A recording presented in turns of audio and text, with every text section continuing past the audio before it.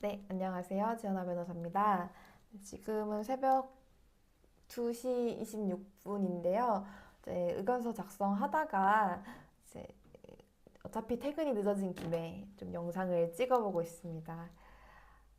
제가 변호사로 일을 하면서 많은 변호사님들을 봤고, 그리고 상대방 변호사님들도 많이 만났죠. 어떤 변호사님을 볼 때는 왜 변론을 이렇게 하시지? 이거 정말 의뢰인한테 안 좋을 텐데, 이렇게 생각이 드는 변호사님이 계셨고, 어떤 변호사님은, 와, 진짜 변론 참 잘하신다. 변호를 참 잘하신다. 이런 생각이 드는 변호사님을 본 적도 있어요.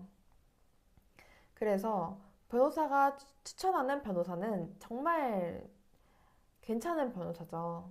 정말 믿고 맡길 수 있는 변호사니까 추천을 하는 거고, 그래서 만일 사건이 들어왔을 때, 뭐, 나한테 이제 소송이 걸리거나 내가 소송을 걸어야 할 때, 변호사님에게 추천을 받는 것이 솔직히 가장 믿음직스럽죠.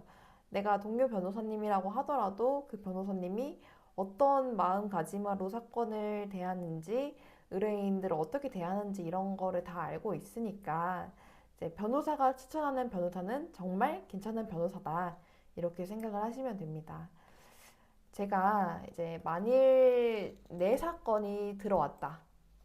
내 사건으로 내가 소송을 당했다라고 한다면 어떤 변호사를 선임할 것인가? 이런 점에 대해서 세 가지로 말씀을 드릴 수 있어요. 먼저 첫 번째로는 내 사건과 관련한 전문 분야 자격증을 가진 변호사님한테 가는 것이 중요합니다. 예를 들어 뭐 제가 성관계 성범죄로 이제 고소를 당했어요. 그렇다고 하면은 이제 뭐 민사 뭐 부동산을 담당하시고 뭐 이러는 변호사님보다는 성범죄의 전문 분야 자격을 취득하신 분에게 가야겠죠. 이제 전문 분야라고 하면은 이제 변호사협회에서 변호사의 법조 경력이 3년 이상이고 최근 3년 내에 변호사협회가 인정하는 전문 분야 교육을 14시간 이상 이수하고 그리고 신청 전에 3년 이내에 전문 분야별로 요구되는 사건 수임 건수 이상의 사건을 수임한 변호사한테 주는 자격이에요. 그래서 이제 뭐 처음에 변호사님들 시작을 했을 때부터 보통 좀 변호사로서 어떤 분야를 전문으로 할 것인지 이제 정하고 이제 해당 사건을 많이 담당을 하시기도 하죠. 이제 제가 봤을 때는 이제 저도 지금 성범죄랑 가사 사건을 전문으로 하고 전문 자격을 취득한 것은 아니지만 이제 그런 사건을 위주로 담당을 하고 있는데 그런데 이제 성범죄 사건을 여러 건 담당하다 보면 어느 정도 이제 패턴이 보여요. 특히 그리고 상간소송도 패턴이 보이고 이혼소송도 마찬가지고요. 근데 이거를 이제 뭐 여러 건을 진행해보지 않았다면 어떻게 그 소송이 진행되는지 그리고 이렇게 상대방이 보통 이렇게 대응을 할 것이고 그것에 대해서 우리는 어떻게 대응을 해야 하는지 이런 것이 조금 프로세스가 정리되어 있지 않아요.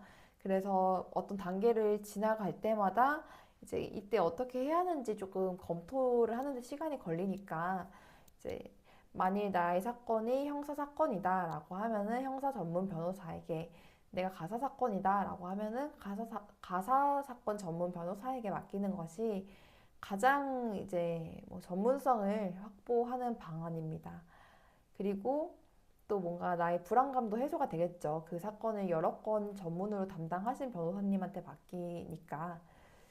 그리고 이제 전문 분야를 보게 된 이후에는 실질적으로 그 변호사님이 어떻게 변호를 진행하시는지 이런 것을 봐야 해요.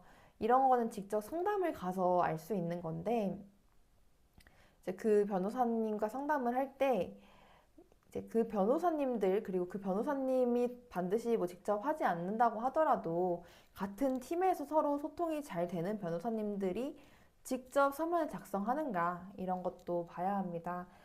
왜냐면 최근에는 이제 사무장님들이 서면을 작성하는 사무소가 꽤 있어요.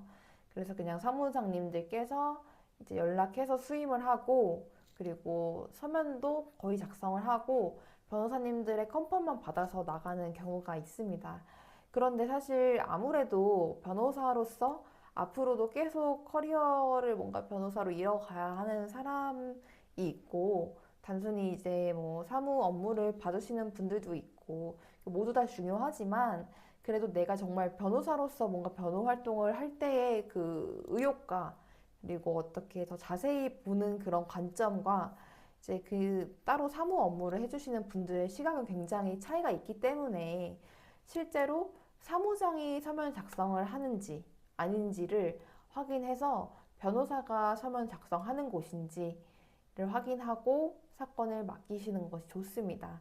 실제로 이제 사무장님이 서면 작성하고 이제 뭐 아르바이트로 이제 서면 알바를 이제 고용하시는 분들도 있는데, 사실 의뢰인 분들은 당연히 변호사가 직접 사건을 수임할 거라고 이제 진행할 것이라고 믿고 사건을 맡기는 것이기 때문에, 어, 처음 상담을 갔을 때부터 그럼 소통을 변호사님하고 하면 되는 건지 이렇게 말씀을 여쭤보시고, 그리고 혹시라도 뭐 사무장님과 하면 된다, 뭐 사무장님이 알아서 처리해 주신다, 그리고 그러고 하거나, 그리고 처음 상담부터 그냥 변호사님이 등장하지 않고 사무장님이 다 상담을 하고 뭐 사건 사실관계 정리를 하는 그런 좀 낌새라던가 뭐 그런 분위기가 보인다면, 그런 곳은 이제 사건을 맡기지 않는 것이 좋습니다. 보통 상담을 사무장이 한다라고 하면은 사실관계도 사무장이 정리를 하는 거고, 사무장이 그리고 이제 서면을 쓸 확률도 높습니다. 그래서 변호사가 직접 이야기를 듣고 상담을 해드리는지를 잘 살펴봐야 하고요. 그리고 세 번째로는, 이거는 좀 이제 뭐 파악하기가 어려울 수 있는데, 저와 제가 상담을 하러 갔을 때 변호사님과 대화가 얼만큼 되는지, 서로 대화 소통이 잘 되는지를 확인을 해야 합니다.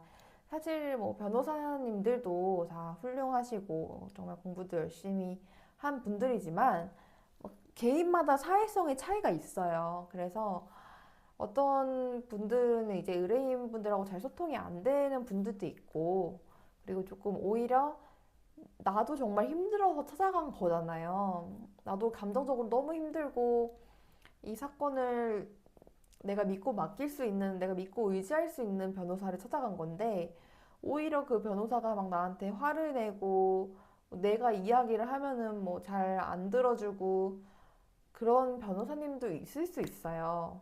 물론 뭐 변호사님들은 정말 많은 분들이 계셔서 다양한 변호사님들이 있으니까, 내가 무슨 말을 했을 때 약간 좀 일말이라도 좀 무시를 한다던가, 그리고 좀 이야기를 잘 안 들어준다던가, 음, 그리고 좀 오히려 나한테 약간 감정적인 좀 스트레스를 준다던가 이런 낌새가 있으면 이제 좀 소통이 안 되는 거죠. 이제 그러니까 좀 변호사님하고 얘기를 해보면서 나랑 맞는지, 나랑 대화하는 이런 과정이 순조롭게 이루어지는지를 한번 확인을 하실 필요가 있습니다.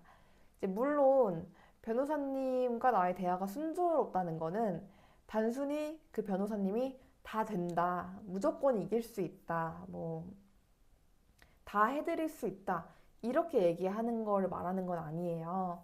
왜냐면은 사실 소송을 하고 싶은 입장에서는 당연히 다 된다라고 하면 기분이 좋죠. 그리고 그 변호사님한테 맡기고 싶은데, 오히려 좀 양심적인 변호사님들은 함부로 이거 다 된다, 이거 무조건 이길 수 있다, 이렇게 얘기를 안 해요. 왜냐면은 그 결과에 대한 책임은 그 사건을 수임한 변호사가 져야 되기 때문에, 오히려 책임감이 강하신 분들은 이거는 조금 제가 검토를 해봐야 된다, 확률적으로 봤을 때 그래도 어느 정도 가능하다고 보인다, 이렇게 좀 조심스럽고 실질적으로 답변을 주시기 때문에, 그분이 이제 무조건 다 된다라고 해서 나와 대화가 잘 이루어지고 있다라고 착각을 하시면 안 됩니다. 예, 그런 거를 보라는 건 아니고, 나와 대화를 내가 대화를 했을 때 상대방이 내 말을 잘 들어주는지, 사실관계에 대해서 굉장히 집중을 하고 잘 정리를 해주려고 하는 그런 모습을 보이는지, 이런 것을 보고 그 변호사님이 적절하다고 판단이 되면 그분한테 맡기는 게 좋습니다. 그래서 이제 사실 변호사를 선임하는 게 굉장히 중요하죠. 왜냐면은 내가 너무 힘든 사건을 경험하고 있는 거고, 그리고 나의 짐을 덜어줄 사람이잖아요. 그러니까 굉장히 신중하게 선택을 해야 되는 것도 맞아요. 그래서 상담을 여러 군데를 가보시고 한번 대화를 해보시고요. 그리고 이렇게 뭐 전문 분야라던가 변호사님과 직접 소통을 할 수 있는지, 그리고 그 변호사님의 어떻게 보면 성격도 봐야 하는 거죠. 그러니까 직접 소통을 해보면서 이 변호사님이 나랑 잘 맞는지, 내가 정말 믿고 맡길 수 있는지, 이런 부분을 검토를 해보시면서 정말 힘든 때 의지할 수 있고 믿을 수 있는 변호사님께 사건을 맡기시고, 좀 마음을 놓고, 그리고 좀 송사를 빨리 해결할 수 있게, 내가 정말 안정적으로 이 사건을 가지고 함께 나아갈 수 있게 협력이 가능한 그런 변호사님으로 수임을 하셔서 조금이라도 좀 안정을 되찾으시고, 그리고 사건에서도 좋은 결과를 받으시길 바라겠습니다. 변호사가 추천하는 변호사는 진짜 괜찮은 변호사예요. 그러니까 만일 좀 고민된다라고 하시면 주변에 뭐 아름아름해서 변호사님께 또 추천을 받는 것도 괜찮습니다. 저도 오늘 말씀드린 변호사가처럼 소통을 잘 하고, 그리고 제가 직접 사건도 수행을 하고, 그리고 지금은 성범죄랑 가사 사건에서 전문성을 쌓고 있는데, 더 발전을 해서 저한테 정말 믿고 맡길 수 있는, 더 시간이 갈수록 더 믿음직하고, 그리고 정말 그 분야에서는 그 변호사님이 진짜 뭐 정평하더라, 정평이 나 있더라, 이런 변호사가 될 수 있도록 끊임없이 노력하겠습니다. 네, 감사합니다.